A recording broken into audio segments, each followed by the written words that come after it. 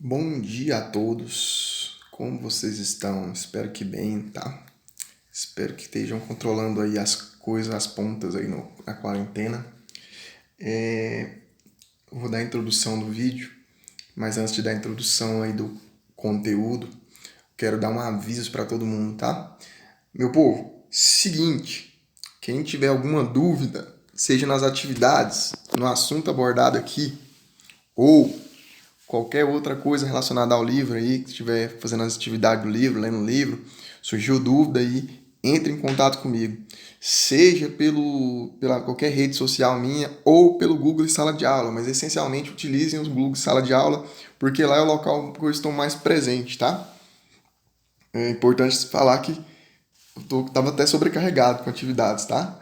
No Google Sala de Aula. Então, no Google Sala de Aula não, nos demais ferramentas. Então, por isso que eu comecei a utilizar mais o Google Sala de Aula, porque lá eu tenho um espaço maior.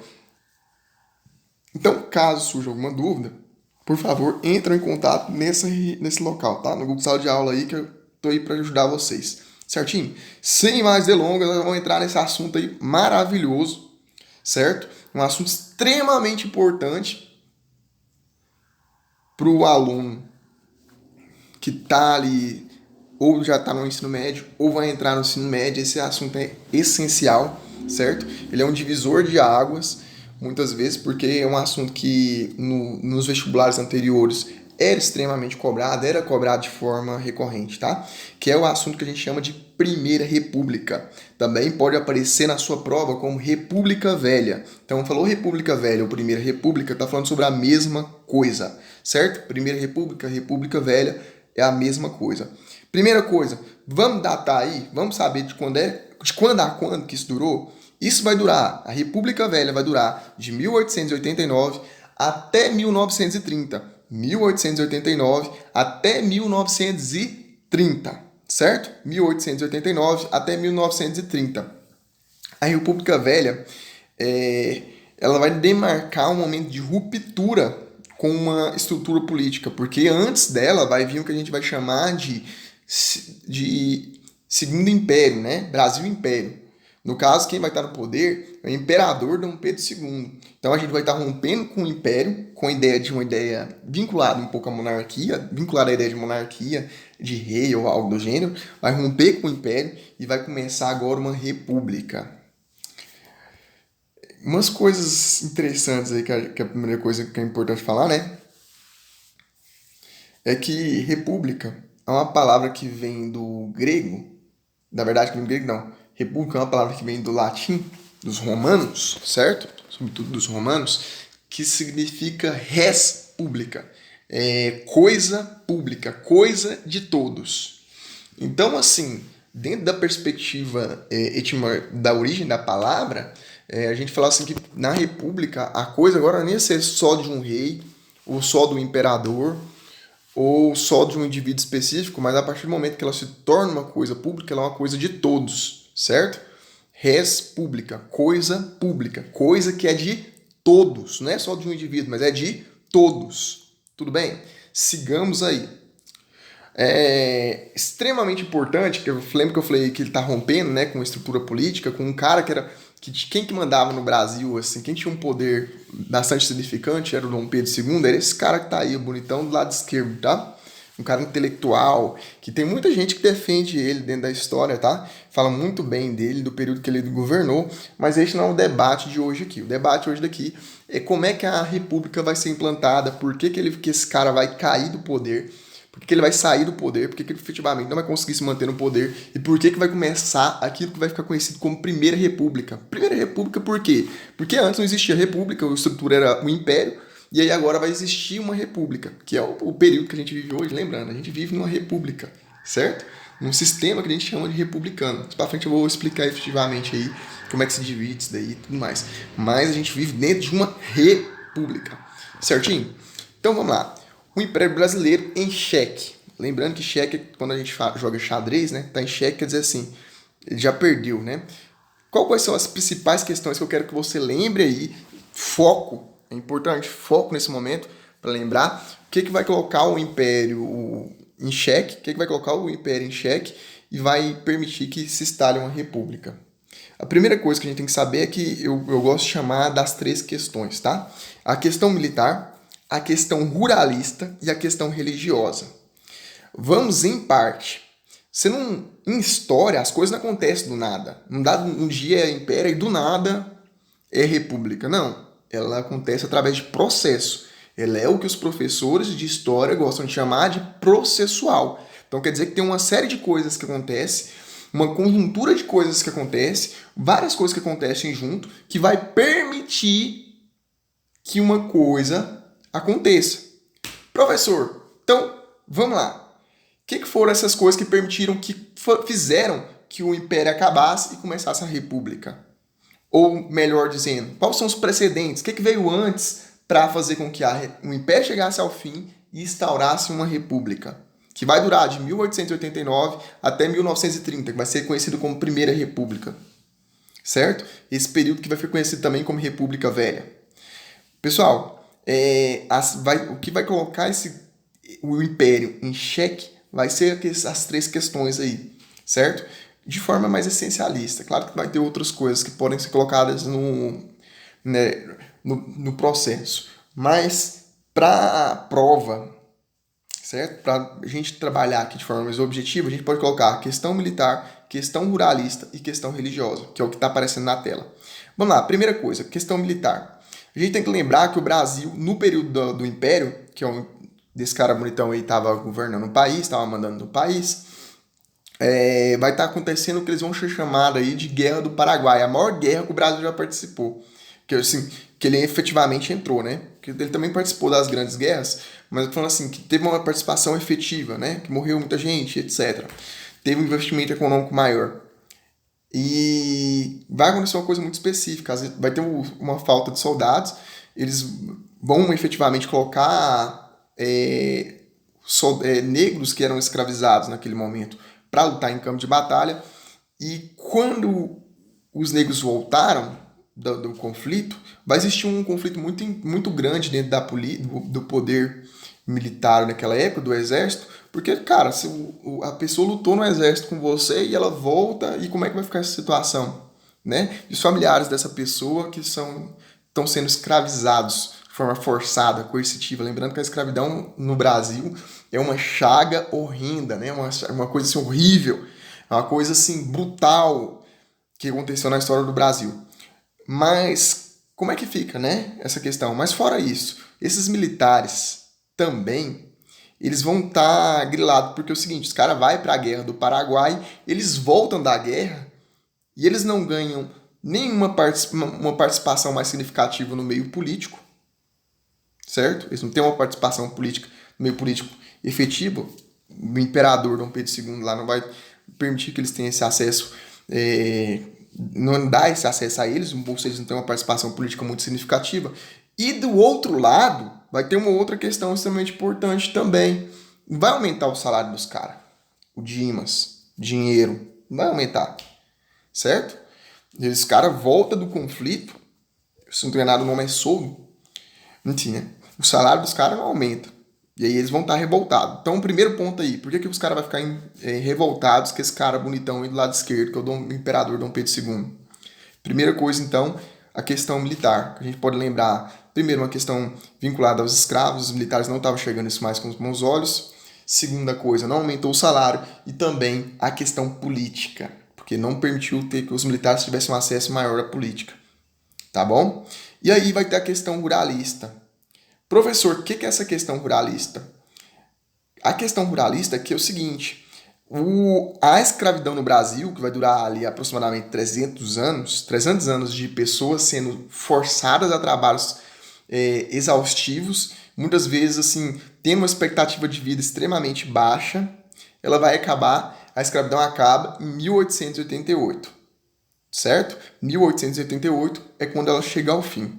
Só que quando a escravidão chega ao fim, o Estado, naquele momento, ele não vai dar nenhuma intervenção nem para os escravos, falar assim, você estava sendo escravizado, agora você deixou de ser escravo, vou efetivar ali algum tipo de ação do Estado para ajudar você. Nem para os ruralistas. E os ruralistas, eles vão ficar muito grilados com isso, vão ficar muito revoltados com essa questão, porque eles não receberam nenhum dinheiro do Estado para poder ajudar eles. Não saiu uma grana do Estado para poder ajudar esse pessoal. Então vai ter uma revolta dos ruralistas? Sim, professor. Vai ter uma revolta dos ruralistas. Especificamente o Oeste Paulista, tá? Porque é importante lembrar que no Império, durante muito tempo, na maior parte do Império, principalmente da colônia também, a mão de obra, ela era uma mão de obra escrava.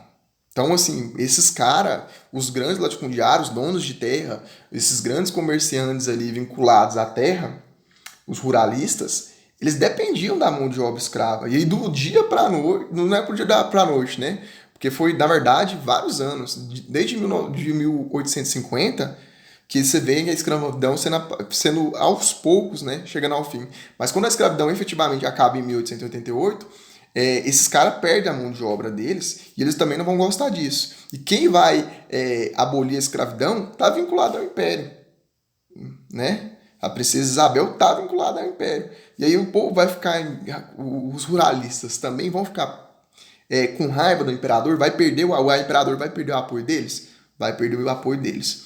Então vamos para o segundo caso aí, a questão religiosa. O fato é que é o seguinte, nesse momento, na história do Brasil, a Igreja Católica queria que o Dom Pedro II perseguisse os maçons e ele não vai perseguir. Por uma série de fatores, ele é um intelectual, né? Existia uma certa autoridade ali, enfim, né? E ele não persegue e ele também vai acabar, aos poucos, também perdendo parte do apoio da igreja. Então, só para a gente se situar, então, observem que ele perdeu o apoio não de uma ala da sociedade, mas de várias partes da sociedade. Ele perdeu o apoio militar, ele perdeu o apoio dos ruralistas e ele perdeu o apoio dos religiosos. Pessoal, é claro que eu não estou falando assim, é todos os religiosos, é todos os ruralistas, é todos os militares naquele momento que tinham perdido o apoio dele, não, mas uma porcentagem grande, principalmente aqueles que estavam vinculados ao poder. E aí, diante disso, é por isso que ele vai ser derrubado, certo? Ele vai ser derrubado, vai tirar o império e vai começar o que eles chamam de república, por causa dessa série de fatores que eu citei. Uma coisa extremamente interessante é que a república, os historiadores, né, normalmente o pessoal do direito também trabalha com essa questão, mas a república ela nasce de um golpe. Por quê? Quem vai instaurar a república, quem vai derrubar o Dom Pedro II, esse cara bonitão que estava do lado esquerdo, vai ser um cara que era vinculado ao poder, e era vinculado ao poder do Dom Pedro II, certo? Que é o Marechal Deodoro da Fonseca. Ele vai dar um golpe no Dom Pedro e vai efetivar a república. E é engraçado porque a república ela é uma república vinculada principalmente aos militares, um pensamento militar, que era um pensamento positivista, que acreditava... O que é o pensamento positivista, essencialmente? Era o pensamento do seguinte...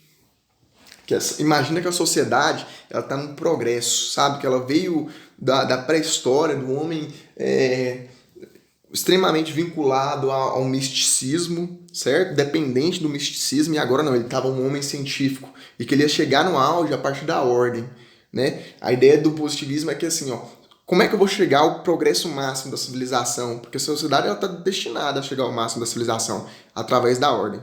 Só através da ordem nós vamos chegar ao progresso. Daí vinha aquele lema, né, na nossa bandeira, né? Ordem e progresso, que é um lema positivista, que era a filosofia, que era a estrutura política, o posicionamento dos militares naquele momento. Por isso, inclusive, que vai vir depois esse lema posteriormente na nossa bandeira, tá? Mas, essencialmente, o que eu quero que vocês entendam é o seguinte: existia uma participação popular, a sociedade como um todo, as pessoas que não tinham poder aquisitivo, elas estavam, de fato, participando desse processo de instauração da coisa pública, da república? Não, eles não estavam, né? Tem historiadores que falam que um mês depois vai chegar numa parte do interior do Brasil ali, mensagem falando, olha, instaurou uma república. E aí o camarada vai e fala assim, mas e aí, muda o que pra mim, efetivamente? O que muda? Porque eu não tô entendendo. Muda o quê? Né? E aí tem essa frase desse jornalista, que foi um jornalista crítico à república, né? Que é o Aristides Lobo. E ele vai falar essa frase extremamente importante, né? O povo assistiu à proclamação bestializado. Professor, o que quer dizer bestializar? O que essa frase do Aristides Lobo quer dizer? Aristides Lobo quer dizer? Quer dizer o seguinte: meu povo, efetivamente existiu uma participação popular para ter uma república? Não. Ela veio através de um golpe. Ela veio através de setores dentro da sociedade que tomaram o poder, expulsaram Dom Pedro II daqui e aí começaram a república. Uma coisa interessante é que vai ter uma votação para decidir se vai ter república ou monarquia, mas essa votação vai ser 100 anos depois de que eles já tinham instaurado a república, tá? Então é por isso que eu coloquei essa frase aí embaixo, né? A coisa pública não teve participação do povo. A coisa que... Lembra que eu falei lá a origem da palavra república? Coisa pública, coisa do povo. Então, a coisa do povo no Brasil não teve participação do povo.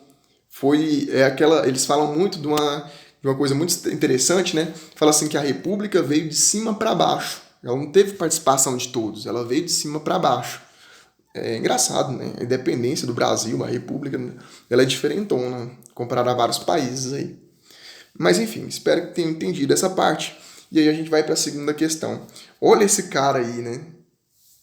Que inclusive agora em mês de abril, se eu não tô enganado, dia 21, né? Nós vamos ter um feriado dele aí, dia 22 também, né? Tem uma coisa, a invasão dos portugueses no Brasil, 1500, né? Com Pedro Álvares Cabral. Momentos importantes, abril, né? Marcações importantes aí dentro da história. Mas essencialmente, esse cara aí... ele vai ser muito importante para esse começo da República. Ele não vai viver no começo da República, ele vai estar vivendo ali em parte da colônia, mas ele vai ser extremamente importante, porque ele vai virar um símbolo. Lembra que eu falei para vocês anteriormente agora que a República ela começa sem legitimidade? Ela começa sem ter aderido do povo? Por causa disso, você vai ver uma porrada de gente se revoltando nesse período da República, nesse começo da República. Então você vai ver... deixa eu ver quanto tempo de vídeo tem aqui pra gente. Mais uns 5 minutos aqui a gente encerra. E aí depois eu disponibilizo o outro para as aulas não ficarem muito grandes, tá? Mas essencialmente a gente vai perceber o seguinte: como a República ela começa efetivamente sem o apoio popular, ela tem que recriar a história, porque a história ela legitima o poder das pessoas. A história ela permite que você fique no poder. Então eles têm que pegar eles vão buscar um personagem na história, reinventar ele, para ele justificar a república. E quem que é esse cara que eles vão pegar? Exatamente esse cara bonitão que está aí do lado, aí no meio, na verdade, né, da tela, que é o Tiradentes, que é um cara que ficou conhecido como Tiradentes, tá? Aí no cantinho eu coloquei uma frase aí: a república tenta legitimar seus símbolos para consolidar o seu poder. Em grande medida, o poder ele é consolidado através da história. Então você tem que pegar personagem que legitima o seu poder para você se manter no poder. Espero que tenha ficado tranquilo. Então, só para situar, só para vocês entenderem, para a gente finalizar aqui, o Tiradentes, no período em que ele viveu mesmo, durante a colônia, num período que é conhecido como, na história do Brasil, né, como o século do ouro, ele não era bem visto. Né? Ele era, inclusive, mal falado. Mas agora, quando começa essa república, eles precisam pegar um personagem que representava, né? Que estava contra a ideia de monarquia e etc. E esse personagem foi o Tiradentes, tá bom? Que foi reinventado, foi redesenhado como um símbolo dentro da república para salvar a república, para dar estabilidade para a república. É uma coisa interessantíssima, né? Na história do Brasil é a questão da bandeira. Tá vendo? Eu vou colocar minha cara em cima da bandeira só para vocês se situarem, tá? Tá vendo essa bandeira aí? Essa bandeira, ela foi a primeira bandeira que o Brasil teve, certo? E ela te lembra alguma coisa? Essa bandeira, quando você olha para ela? Essa bandeira aí, onde eu tô aqui agora, ela te lembra alguma coisa? Espero que sim, porque essa bandeira, ela foi a primeira bandeira do Brasil. E eu vou dar uma dica, né, para ver se vocês lembram alguma coisa sobre essa bandeira. O primeiro nome que o Brasil teve era Estados Unidos do Brasil. Ou não tem um país aí que é chamado Estados Unidos da América, né, e a bandeira é muito parecida. Então o Brasil teve uma bandeira extremamente parecida e um nome extremamente parecido. E uma organização política, no sentido de federação, de cada estado ter uma certa liberdade, também extremamente parecida, tá?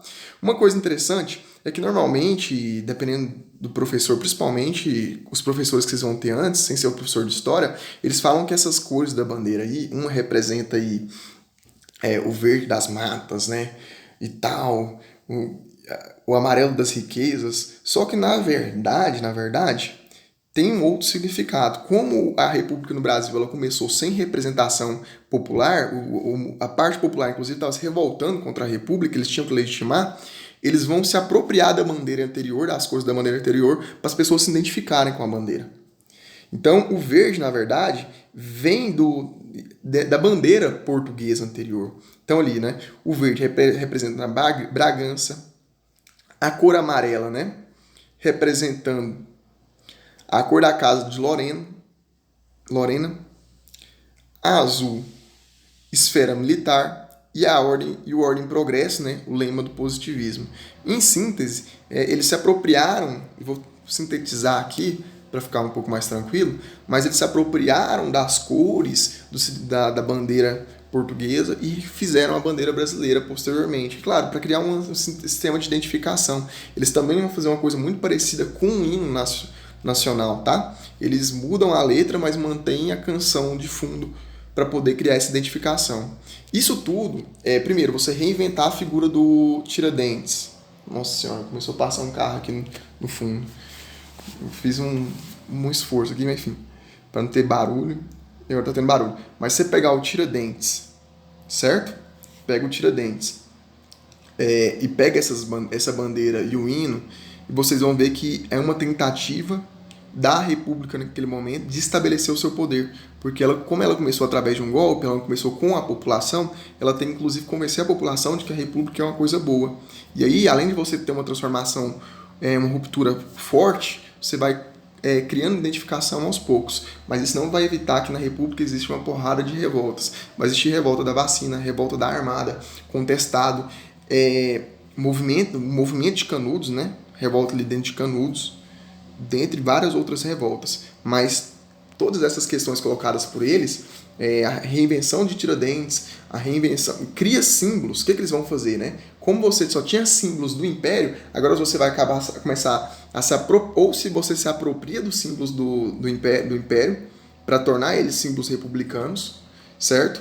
Ou você reconstrói histórias, recria narrativas, no caso, por exemplo, da história do Tiradentes, para legitimar o seu poder, tá bom? Olha que coisa interessante, né? Vocês sabiam que vem nessa nota brasileira que a gente tem de R$100, é um símbolo da República? Lembrando que a República ela vai surgir principalmente, essa figura de República como mulher, ela surge muito na Revolução Francesa. Eu não sei se tem uma imagem muito interessante, depois eu posso até postar ali para vocês verem, mas o que vem nessa nota de R$100 é exatamente a mulher, né, representando ali a República, tá? A República, historicamente, é representada por uma mulher, certinho? E temos aqui o fim do slide. Eu espero que a gente possa tirar as dúvidas aí, auxiliá-los com as questões. Meu povo, a próxima aula vai ser sobre Era Vargas e eu também pretendo depois entrar em caso por caso, por exemplo, sobre a revolta da vacina, a revolta da armada, né? Vamos com calma aí que vai dar tudo certo, tá bom? Qualquer dúvida, entra em contato. Grande abraço e tenha um bom dia.